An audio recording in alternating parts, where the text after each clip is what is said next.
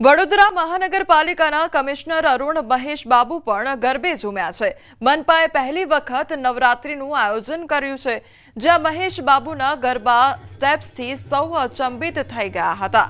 તો મનપા દ્વારા આ ગરબાનું આયોજન કરવામાં આવ્યું અને સૌ ખેલૈયાઓ ગરબે ઘૂમતા નજરે પડ્યા હતા। મનપા કમિશનર ગરબા સ્ટેપ્સ તેમના જોવા મળ્યા હતા અને સૌ કોઈ આ ગરબા સ્ટેપ્સથી અચંબિત થઈ ગયા હતા।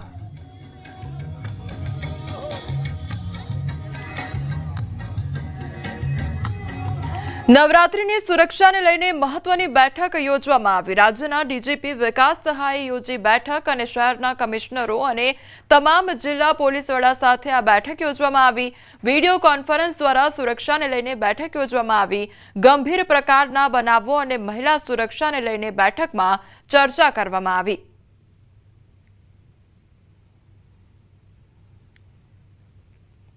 આજથી નવરાત્રીનો પ્રારંભ અને નવરાત્રીને લઈ અમદાવાદ પોલીસે સુરક્ષાને લઈ તમામ તૈયારી પૂર્ણ કરી છે। શહેરમાં 49 જેટલી શી ટીમ કાર્યરત રહેશે, તો 84 પૈકી 29 અરજદારોને મંજૂરી આપવામાં આવી છે। શી ટીમે 28 ગરબા ક્લાસીસમાં 3000 જેટલી મહિલાઓને સુરક્ષા તાલીમ આપી। જ્યાં સીસીટીવી ન હોય તેવા વિસ્તારમાં શી ટીમ હાજર રહેશે। 20 જેટલા ગરબા ક્લાસમાં 3000 જેટલી મહિલાઓને self defence, eve teasing, cyber bullying તમામ માટે એમને સેન્સિટાઇઝ કરવામાં આવેલ છે। ઉપરાંત 39 જેટલી શાળા કોલેજોની 4800 જેટલી વિદ્યાર્થીનીઓને પણ આ જ પ્રકારની તાલીમ આપવામાં આવેલ છે। તો નવરાત્રીમાં 15 ડીસીપી, 30 એસીપી, 160 પીઆઈ સહિત 5000 પોલીસ કર્મી તૈનાત રહેશે। 4000 હોમગાર્ડ પણ હાજર રહેશે। 3 એસઆરપી કંપની અને એક special anti force law and ઓર્ડરની ટીમ બંદોબસ્તમાં હાજર રહેશે।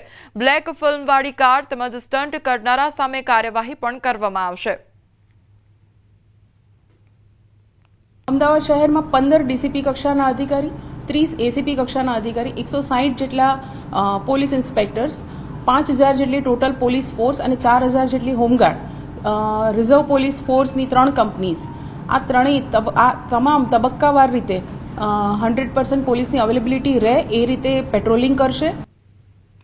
નડિયાદ શહેરમાં નવરાત્રી પર્વે 3 મોટા ગરબા મહોત્સવનું આયોજન કરવામાં આવ્યું છે। ધારાસભ્ય પંકજ દેસાઈના માર્ગદર્શન હેઠળ તમામ આયોજન કરવામાં આવ્યા છે। ખેલૈયાઓ માટે ઇકો ફ્રેન્ડલી અને ડસ્ટ ફ્રી ગ્રાઉન્ડ તૈયાર કરવામાં આવ્યા છે। પારસ સર્કલ, બાસુદીવાળા ગ્રાઉન્ડ પર, પીપલગ રોડ, રાધે ફાર્મ અને વૃંદાવન ખાતે મહોત્સવનું આયોજન જોવા મળશે। તેમજ શહેરમાં પોલીસ પણ સુરક્ષાને લઈ સજ્જ છે। સીસીટીવી, ફાયર સેફટી, તબીબી ટીમ, શી ટીમ અને 500થી વધુ પોલીસ જવાનો તૈનાત રહેશે। આ વર્ષે ગરબા પ્રેમી નગરજનો માટે કુલ 3 જગ્યાએ આપણા દ્વારા જ ગરબાનું આયોજન કરવામાં આવ્યું છે। નવરંગ ગ્રુપ દ્વારા અહીંયા બાસુદી ગ્રાઉન્ડ, પારસ સર્કલ પાસે આપણે નિઃશુલ્ક ગરબાનું આયોજન કર્યું છે। શસ્ત્ર પૂજાનું પણ આયોજન કર્યું છે। એ લગભગ 9મા નોરતે અમે શસ્ત્ર પૂજનનો એક બહુ મોટો કાર્યક્રમ કરવા જઈ રહ્યા છે। તે માટે પોલીસે સુચારુ વ્યવસ્થા ઊભી કરેલી છે। ત્રણેય પોલીસ સ્ટેશનોની અંદર જોવા જઈએ તો લગભગ 180થી વધુ પોલીસ અને 300થી વધુ હોમગાર્ડ અને જીઆરડીના જવાનો દ્વારા એકદમ સઘન પોલીસ બંદોબસ્તનું આયોજન કરેલું છે।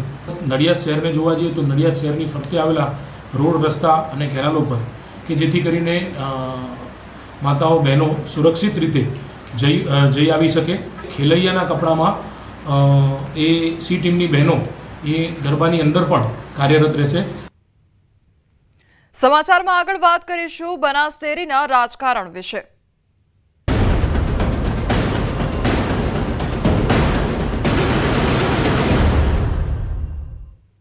બનાસ ડેરીની ચૂંટણીમાં શંકર ચૌધરીએ ફોર્મ ભર્યું અને બનાસ ડેરીના વર્તમાન ચેરમેન છે શંકર ચૌધરી। રાધનપુર બેઠક પરથી ફોર્મ ભર્યું છે। શંકર ચૌધરીના વકીલે ફોર્મ ભર્યું છે।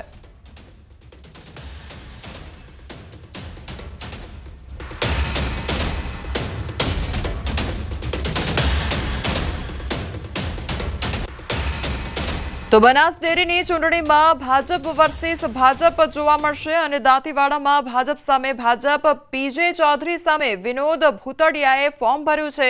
દાંતીવાડા બેઠકના વર્તમાન ડિરેક્ટર પીજે ચૌધરી, પાથાવાડા માર્કેટયાર્ડના વર્તમાન ડિરેક્ટર છે વિનોદ ભૂતડિયા। તો દાંતીવાડામાં ભાજપ સામે ભાજપ આવે તેવો ઘાટ ઘડાયો છે। પીજે ચૌધરી બનાસ ડેરી ડિરેક્ટરની સાથે બનાસ મેડિકલના ચેરમેન પણ છે।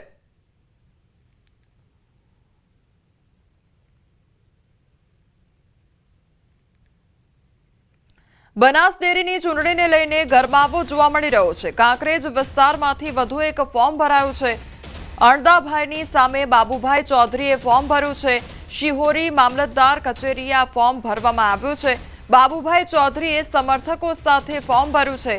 બાબુભાઈ ચૌધરી બનાસકાંઠા જિલ્લા ભાજપ કિસાન મોરચાના મહામંત્રી। તો બનાસ ડેરીની ચૂંટણીમાં ભાજપ વર્સિસ ભાજપ જોવા મળશે।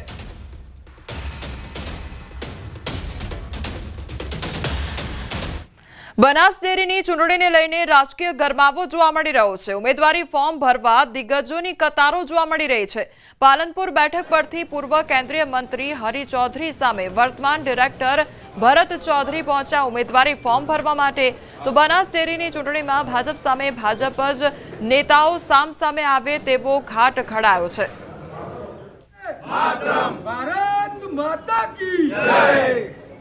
બનાસ ડેરીની ચૂંટણી આપણા સૌના આગેવાન અને વિઝનરી લીડર શંકરભાઈ ચૌધરીના નેતૃત્વમાં સમગ્ર જિલ્લો જ્યારે બિનહરીફ થવા જઈ રહ્યો છે ત્યારે પાર્ટીએ મને પણ સૂચના આપી અને અહીંયા ફોર્મ ભરાયું છે પાલનપુર વિભાગમાંથી। વિજયાદશમીના દિવસે રાષ્ટ્રીય સ્વયંસેવક સંઘને 100 વર્ષ પૂર્ણ થતા શતાબ્દી વર્ષ મનાવવામાં આવશે અને જે નિમિત્તે દેશભરમાં વિવિધ કાર્યક્રમોની જાહેરાત કરવામાં આવી છે। આ સાથે ગુજરાતમાં આયોજિત થનારા કાર્યક્રમોની પણ જાહેરાત કરવામાં આવી છે। સંઘ ચાલક ડોક્ટર જયંતિ ભાડેસિયાએ આ કાર્યક્રમોની જાહેરાત કરી છે, જેમાં ગુજરાતમાં આરએસએસ દ્વારા 672 સ્થળો પર કાર્યક્રમોનું આયોજન કરવામાં આવ્યું છે। આજે 100 વર્ષની સંઘની આ યાત્રા આ વિજયાદશમી એટલે કે 2025માં પોતાના 100 વર્ષ પૂર્ણ કરશે।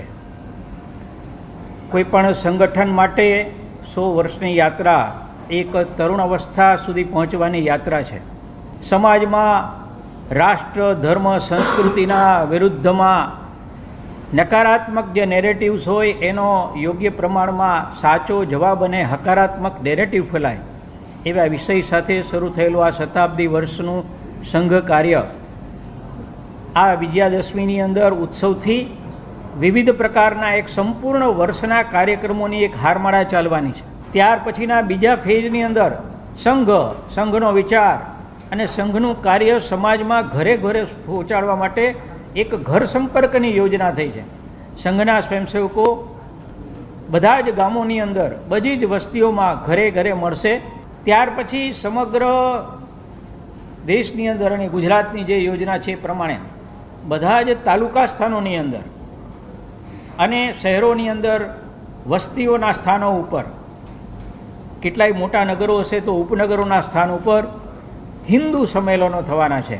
આ દેશની સમસ્યાઓ, રાષ્ટ્ર સામેના વિચારો અને આવનારા ભવિષ્યની અંદર ભારતને આગળ લઈ જવા માટે આ દેશની જે કહી શકાય એવી પ્રબુદ્ધ સમાજમાં જે પ્રમુખ લોકો છે એ લોકોની એક ગોષ્ઠીઓ, સેમિનાર પણ બધા જ જિલ્લા કેન્દ્રો ઉપર થવાના છે। સમાજની ઈચ્છા છે શતાબ્દી વર્ષ શરૂ થયા પછી પણ સંઘની અંદર જે વિચારો છે એ સમાજમાં વ્યાપ્ત થાય, એટલે કે અનુશાસન, રાષ્ટ્ર પ્રથમ, દેશભક્તિ, સમાજની સાથે સમરસતાનો ભાવ, આવી એક અપેક્ષા સાથે શતાબ્દી વર્ષ એ સંઘના કામને વધારીને સમાજમાં વ્યાપ્ત થવા માટેનું એક યોજના બની છે। સુરતના વરાછા ખાતે ઇસ્કોન મંદિરના ભૂમિપૂજનમાં અમિત શાહની હાજરી જોવા મળી અને ભૂમિપૂજન દરમિયાન અમિત શાહે CR પાટીલને હાથના ઇશારે આગળ બોલાવ્યા હતા, જે બાદ CR પાટીલ તરત જ આગળ આવી પૂજા વિધિમાં જોડાઈ ગયા હતા। શાહ અને પાટીલની અનોખી ક્ષણે સૌનું ધ્યાન ખેંચ્યું હતું।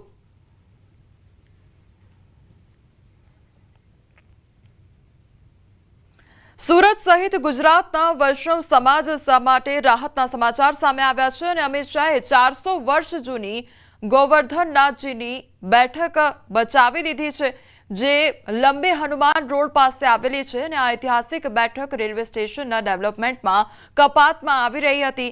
તેથી વૈષ્ણવ સમાજે આ અંગે અમિત શાહને રજૂઆત કરી હતી. શાહે તાત્કાલિક ડિઝાઇનમાં ફેરફાર કરાવી આ પવિત્ર સ્થાનને બચાવ્યું અને તેથી વૈષ્ણવ સમાજમાં આનંદની લાગણી છવાઈ ગઈ છે. આજે સમાજના અગ્રણીઓએ અમિત શાહને મળીને ઠાકોરજીનો પ્રસાદ પણ અર્પણ કર્યો છે.